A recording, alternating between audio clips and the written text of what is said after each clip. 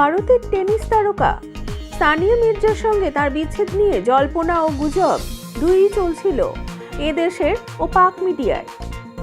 তারই মধ্যে আবার বিয়ে করলেন পাকিস্তানি ক্রিকেটার শোয়েব মালিক। এদিন সকালে শোয়েব নিজেই টুইট করে লিখেছেন, আলহামদুলিল্লাহ, and we created you in pairs.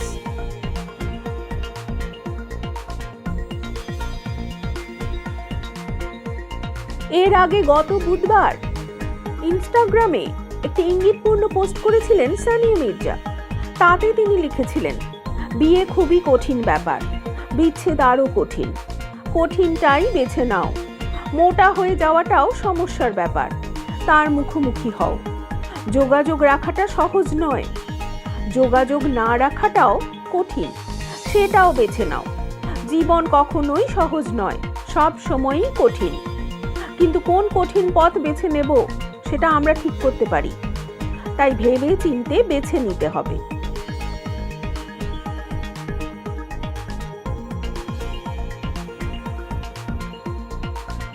শোয়েবেরই দ্বিতীয় পক্ষ হলেন পাক অভিনেত্রী সানা জাভেদ। তাঁর ও শোয়েবের সম্পর্ক নিয়ে ইসলামাবাদে কম বেশি গুজব আগেও ছড়িয়েছে, কিন্তু তা যে বিয়ে পর্যন্ত গড়াতে পারে অনেকে ধারণা করতে পারেননি।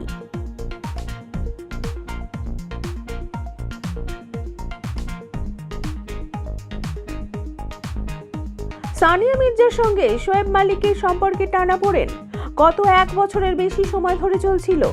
তবে শোয়েব তার সোশ্যাল মিডিয়া প্রোফাইলে নিজেকে সানিয়া মির্জার স্বামী বলে উল্লেখ করে রেখেছিলেন, এমনকি সানিয়াকে সুপার ওম্যানও বলেছিলেন। কিন্তু এইসব পোশাকি বিষয় পারস্পরিক সম্পর্ককে ধরে রাখতে পারেনি।